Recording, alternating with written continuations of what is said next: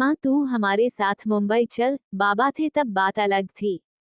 अब तू इधर गांव में अकेली कैसे रहेगी? बेटा पवन बोला। मैं सोच में पड़ गई। दिल का दौरा आने से पति अचानक मृत्यु हो गई थी। मैंने बहुत कोशिश की खुद को समझाने की। 13वीं के बाद सब मेहमान चले गए। बेटा पवन और बहू मिताली दोनों इंजीनियर थे। बेटा और बहू के साथ रहने जाना मत, ऐसी मेरी एक सहेली ने कहा था, क्योंकि कमाने वाली बहू को बूढ़ी सास जरा सी भी पसंद नहीं होती।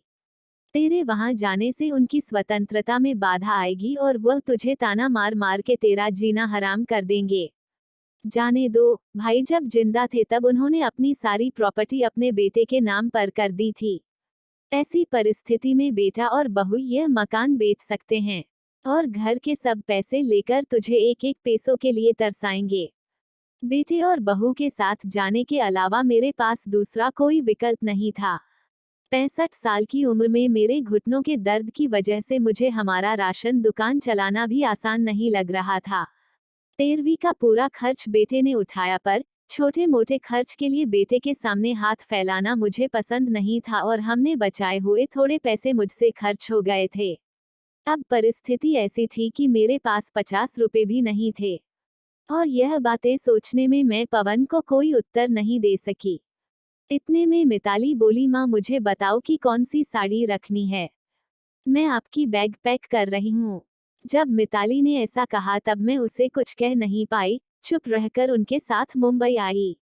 पवन और मिताली ये दोनों मेरा बहुत ख्याल रखते थे। हम सब साथ बैठकर खाना खाते थे। उनकी याद नहीं आनी चाहिए, इसलिए दोनों मुझे बहुत खुश रखने का प्रयत्न करते थे। मेरा 7 साल का पोता रेहान तो दादी दादी कहते हुए मेरे पीछे पीछे भागता था। मैंने कौन सी भी चीज मंगाई कि वो मुझे तुरंत लाकर देता था। ये सब देखकर मेरे मन को बहुत शांति मिलती थी। मैं सोचने लगी कि लोग बेवजह ही आजकल के लड़के और लड़कियों को बदनाम करते हैं और कहते हैं कि बूढ़े माँ बाप का सम्मान नहीं करते, उनकी देखभाल नहीं करते।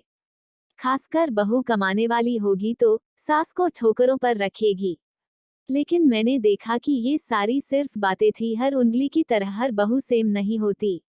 आज सब ने बाहर घूमने का प्लान बनाया था।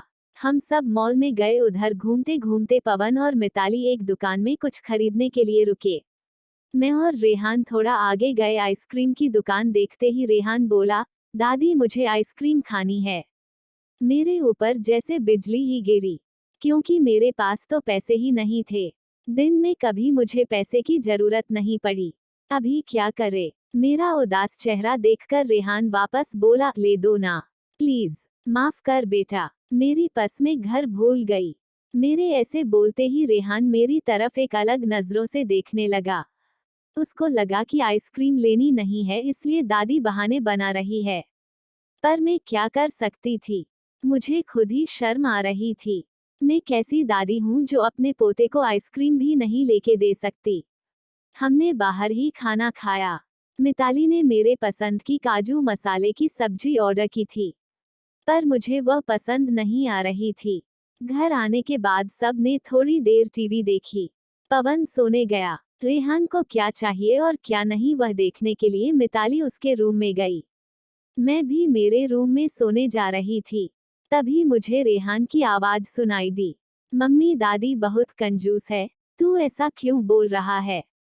हाँ मम्मी, हम जब मॉल में घूम रहे थे तब मैंने दादी से आइसक्रीम मांगी तो वह कहने लगी कि मेरी पर्स घर पर भूल गई हूँ। यह अच्छा है क्या मम्मी? कंजूस दादी। रेहान क्या है? दादी के बारे में ऐसे बोलने से पहले तुमने सोचा नहीं क्या? तेरी दादी इस वक्त कितनी दुखी है तू समझ नहीं सकता, दादी को कितना दुख है। बेटा, दादी और दादाजी गांव साथ रहते थे, तभी अचानक दादाजी हम सबको हमेशा के लिए छोड़कर चले गए। जिस व्यक्ति के साथ हम 24 घंटे साथ रहते हैं, साथ उठना बैठना खाना पीना हम साथ करते हैं, हम सब अपना सुख दुख बांट लेते हैं, वही व्यक्ति जब अचानक हमको छोड़कर चला जाता है तो कितना दुख होता है तू अभी नहीं समझ सकता। सोच, अचानक तेरे मम्मी पापा तेरे से बहुत दूर गए, इतने दूर गए कि वो कभी वापस नहीं आए, तब तुझे बुरा नहीं लगेगा क्या? नहीं मम्मी, मैं तुम दोनों के बिना नहीं रह सकता। रेहान बोला, बेटा फिर सोच कि दादाजी बिना तेरी दादी कैसे रहती होगी। ऐसी परिस्थिति में वह अपना पस घर भूल गई होगी। तूने उनको कंजूस कहा, उनका प्यार तुझे नहीं दिखा क्या? जब भी तुझे स्कूल से आने में 5 या 10 मिनट भी लेट हो जाता है तब वो बालकनी में खड़ी रहकर तेरी राह देखती है। उनके घुटने दर्द करते हैं तभी भी। बेटा किसी के बारे में अपनी राय बनाने से पहले उस व्यक्ति के दृष्टिकोण से सोचना चाहिए। यह बातें सुनकर मुझे मेरी बहू पर बहुत अभिमान हुआ। उसकी जगह में रहती तो कदापि मैं मेरे लड़के को इतने अच्छे से समझा नहीं पाती। दूसरे दिन सुबह पवन ऑफिस गया और रेहान स्कूल मिताली ऑफिस में जाते जाते मेरे हाथ में कुछ पैसे देने लगी। ये क्या है बेटा, मुझे पैसों की क्या जरूरत है? मैं बोली, माँ किसको कब पैसों की जरूरत पड़ जाए कह नहीं सकते। आप मंदिर जाते हो, कभी दान पेटी में डालो, कभी रेहान कोई चीज के लिए जिद की तो आप उसे वह चीज ले देना। पर बेटा, माँ जब यही पैसे पवन ने आपको दिए होते तो आपने मना किया होता क्या? नहीं ना, आपकी बहू भी कमाती है तो आप अपनी बहू से पैसे क्यों नहीं ले सकती? मिताली का कहना सुन के मेरी आंखों से आंसू आने लगे। जो मेरे बेटा नहीं समझ सका वह मेरी बहू ने समझा। मेरी बहू जैसी बहू सबको मिले। मैंने भगवान से प्रार्थना की ऐसी बहू मुझे हर जन्म मिले। लोग बिना कारण कुछ कमाती बहुओं का दुर्व्यवहार देखकर सब कमाती हुए बहुओं को दोष देते हैं। कुछ बहुएं मिताली जैसी समझदार, सुलझी और बड़ों का आदर करने वाली होती है। आपको हमारी यह स्टोरी कैसी लगी कमेंट करके जरूर बताना। अगर आपने अभी तक हमारे चैनल को सब्सक्राइब नहीं किया तो ऐसी अच्छी अच्छी कहानी सुनने के लिए हमारे चैनल को सब्सक्राइब करना, वीडियो को लाइक करना और मुझे सपोर्ट करना।